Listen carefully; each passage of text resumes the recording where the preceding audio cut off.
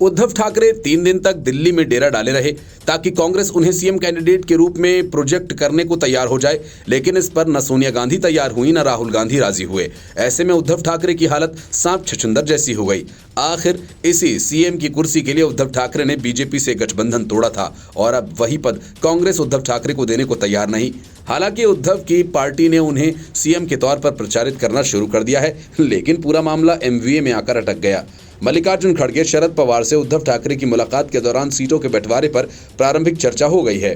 इसमें तय हुआ कि सीट बंटवारे के समय कांग्रेस सबसे ज्यादा, शिवसेना यूबीटी उससे कम और पवार को सबसे कम सीटें मिलेंगी। ये फॉर्मूला हाल के लोकसभा चुनाव में मिली सीटों के आधार पर तय किया जा रहा है, जिसमें कांग्रेस को 14, शिवसेना यूबीटी को 9 और पवार को 8 सीटें मिली हैं। लेकिन मामला सीट बंटवारे से बड़ा मुख्यमंत्री पद के चेहरे का है। शिवसेना यूबीटी के प्रवक्ता संजय राउत का कहना है कि बिना मुख्यमंत्री पद का चेहरा घोषित किए चुनाव में उतरना घातक होगा।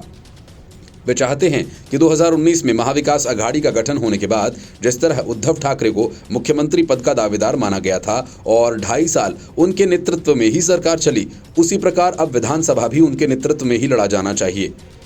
वो तर्क देते हैं कि केंद्र में कांग्रेस के नेता राहुल गांधी और महाराष्ट्र में उद्धव ठाकरे ही 2 ऐसे नेता थे जो लोकसभा चुनाव के दौरान प्रधानमंत्री नरेंद्र मोदी और गृहमंत्री अमित शाह के विरुद्ध खुलकर बोलते रहे। चूंकि केंद्र की राजनीति में शिवसेना यूबीटी प्रधानमंत्री पद के लिए राहुल गांधी का समर्थन करती रही है, इसलिए वह अपेक्षा करती है कि महाराष्ट्र में मुख्यमंत्री पद के लिए कांग्रेस भी उद्धव ठाकरे का समर्थन करे। लोकसभा चुनाव में सबसे ज्यादा सीटें लेकर आने वाली कांग्रेस संजय राउत के इस तर्क से सहमत नहीं।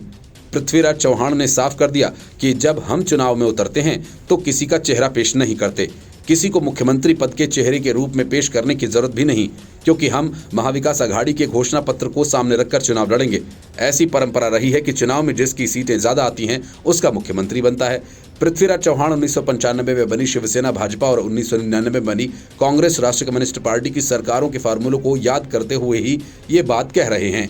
कांग्रेस को उम्मीद है कि जैसे लोकसभा चुनाव में उनकी सीटें अपने दोनों सहयोगी दलों से ज्यादा आईं, उसी तरह मिलकर लड़े तो विधानसभा चुनाव में भी उसी की सीटें ज्यादा आएंगी। ऐसी स्थिति में वे अभी से मुख्यमंत्री पद पर अपना दावा छोड़ने की स्थिति पैदा नहीं करना चाहती।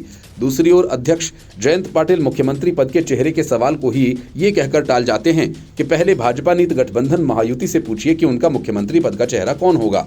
2019 में जब शिवसेना ने भाजपा का साथ छोड़कर कांग्रेस राष्ट्रीय कम्युनिस्ट पार्टी के साथ आने का फैसला किया था, तो शरद पवार ने बिना शर्त उद्धव ठाकरे को पूरे 5 साल के लिए मुख्यमंत्री बनाने की सिफारिश कांग्रेस से की थी। तब उनका कहना था कि ऐसा करके ही तीनों दलों को स्थिर करके सरकार दी जा सकती है।